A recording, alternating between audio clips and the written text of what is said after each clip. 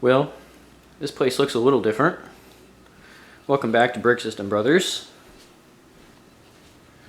It is time for Footnotes, the end of the month. Do a little bit of recap of our May 2022 here.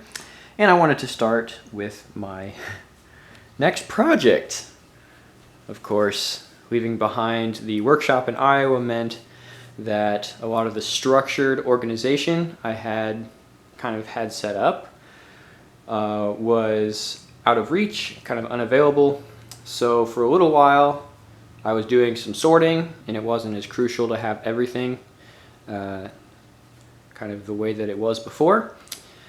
But now that I've got this bulk lot here, the next job lot kind of thing, and I did get a couple acro mills to be working on until I can get the rest of them, I figured it was time to invest a little bit in some structure.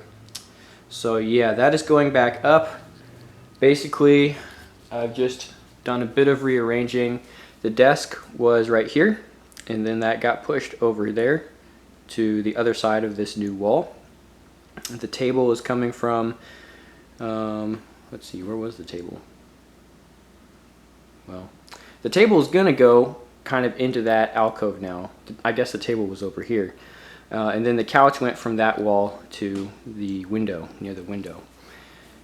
But the idea is that this U shape will have the acro mills up on the tall part. The floor can be stacks of stairlight and eventually maybe a shelf system, but I'm focused on the upper part right now. And then this end of the table is going to move in and kind of form the working path. And so this U shape will be bordered on the outside with the wall and the structure, and then on the inside will be the table. Probably we'll just have that as like a working surface, and then keep one end clear for like lunch and supper and stuff, and then the other end that's in here with all the bins will be a building surface and a workspace. So that's the plan here.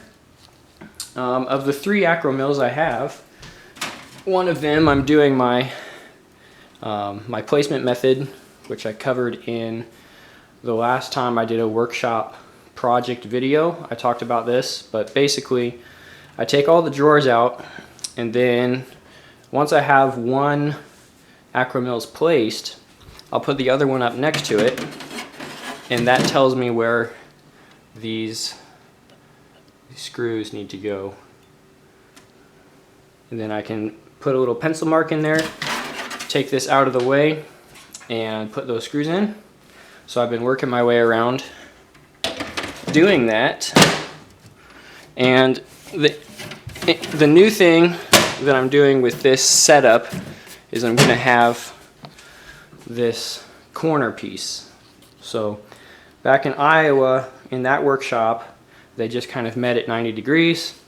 And now here, the space is working out to where I actually have a 45-degree inside corner, and these can just kind of work their way around. So it's still going to be like, you know, you can't open both drawers at once, but it's a little bit more of a gradual as you go around the corner instead of being more cramped, and probably, in my opinion, a little bit better use of the whole space, and just also looking a little nicer. So that's kind of the idea there, and that'll be basically 1, 2, 3, 6. So there's 2 rows, and then 8, 10 in the corners, and then there's room for another 4 here.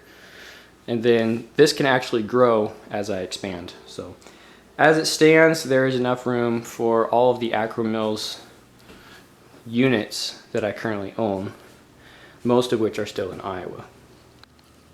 And some other news, I got a scale. So all of my weight estimates and doing like pieces per pound and dollars per pound has been based so far on if there is a listing or if the store sells by weight, like the minifig shop in St. Louis. I haven't really had an accurate scale to do my own data collection, and that's been on the list for a little while, but wasn't ever something that I picked up. So I did get a scale, digital scale. Beeps at you when it's good. So the idea is just to be able to keep track of pieces coming in, just have better numbers, more accurate numbers. Just remember to take the weight of the bin back out of the reading, and kind of keep track of that now in more detail at a more granular level.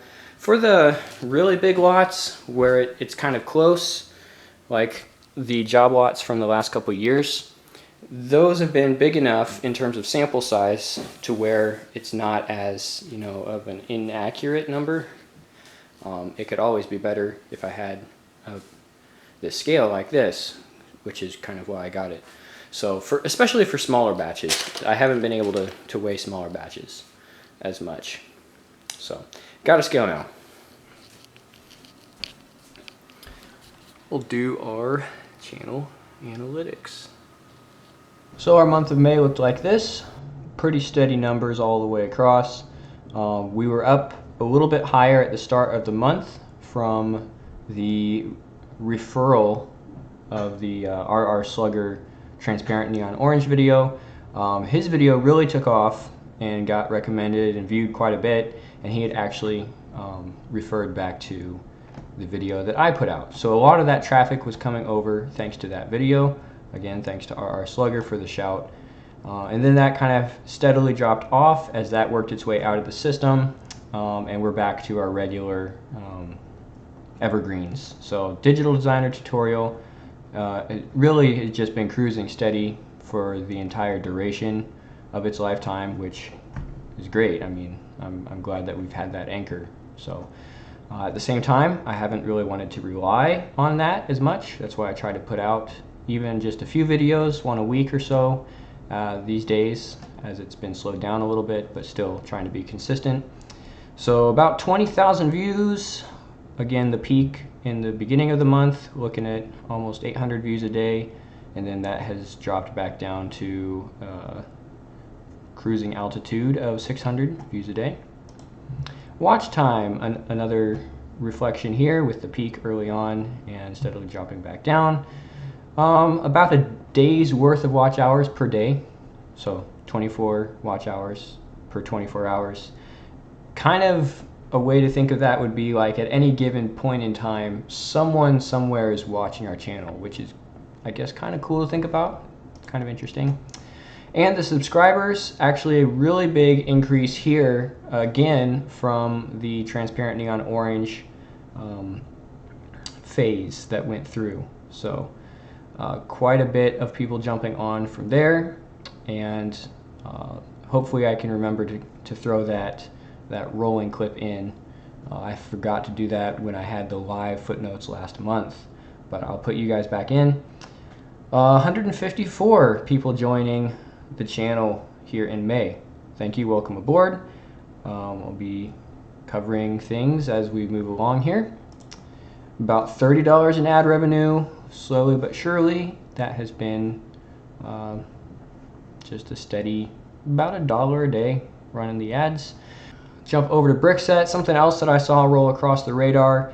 The 18 Plus was kind of a name for the theme of upper level sets. So a lot of the sets with a larger piece count that kind of have a target of the adult Lego builders and Lego fans.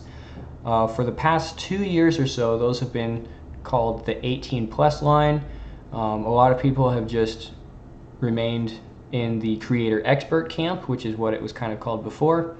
And now, according to the Brickset press release, Lego is switching gears again to call them icons. So kind of an interesting note here to keep an eye on. In terms of like what's actually in the box, I don't think a lot is changing. I think the average set is getting larger and more expensive, but there's still a wide range of sets to choose from. If you can't buy the big sets or you don't want to buy the big sets, they're not necessarily taking slots away from the smaller end of the range to be able to put them in on the upper end. I think they're just kind of increasing the portfolio in the larger direction to appeal to a wider audience, but the options for the lower end are still there. So unless you're trying to collect everything, I don't think it's a negative at all. I think there's definitely a lot of things to sort through at the moment in terms of what LEGO is actually putting out there to buy, and I am definitely not trying to get any, like hardly any of it. A lot of the stuff that's out this year has been interesting to me, but hasn't necessarily grabbed me as, oh, I need to get that as a set. I am keeping an eye out for Steam Train. I think we could see something like that coming soon. But other than that, I'm also looking at the 90th anniversary stuff. So between the Trains theme and the 90th anniversary set, which is probably a castle or something similar, I have not been paying as much attention to the product line this year. Another reason for that is I'm focusing on bulk, and buying bulk Lego is usually more cost effective than buying it new. So another reason there for me. But the main change here is just the branding on the box, the way that it's going to be marketed, and the way that it's going to be organized in databases like Brickset. And that's really about it for May. So that takes effect tomorrow, June 1st. Content-wise this month, let's see, we had 6 videos in the live stream. 1, 2, 3, 4, 5, 6. Yep. Jumping back into Bricklink Studio, have been working with a couple of things on the back end of that software, and probably looking at another studio or digital designer video in June, just working with stuff in that software. Also looking at another stream with the Library of Babel project, so kicking that off with the stream 1, about an hour's worth, and that felt like a good spot to be in terms of not too long, not too short. There was some good conversation there in the chat as well. So what I'd like to do is have that on the community tab. So keep an eye out for that, and I'll try to put a notice up maybe a day or two before when I'm planning to do the next stream. So stream 2 for that project. And basically what that is me working on the project in studio. Got a little bit of music going in the background, and just kind of going back and forth between the chat and the build and the process there. So if you want a better idea of what that'll probably look like, go ahead and watch the stream, and pretty chill and moving through that project and stuff like that. So last thing is the vertical Lego activity board, the VLab, filling in the slots for May. A little bit more yellow here scattered throughout the month. The blue mock colors, the dark blue here was the Seymour build, which is in a different video, and then the 2 light blue were from the Library of Babel. The first one was the actual bricks as I started that project just to see what was going together, and then this one here was the live stream where I continued working on it. Sorting and cleaning, also anticipate that picking up quite a bit as we go into June and start working through my, how many pounds was it? Close to 100 pounds job lot. So a lot more of that reddish pink color probably coming here in June, and possibly some more yellow as well. I've got my eye on a couple things going forward to the next month. That's where we're at for May, guys. Thanks for joining on board this month if you did. Thanks for sticking around if you've been here longer. Kind of what we're looking at moving in to the next month. Walmart still kind of disappointing in terms of clearance items, so I have nothing to report there. The What's at Walmart ongoing monthly videos have pretty much died off, as there is nothing worth looking at Walmart. So we'll see if that changes here in the Midwest, but for now it's pretty quiet, and there's plenty to buy on eBay anyway, so I'm not necessarily as disappointed about that as I could be.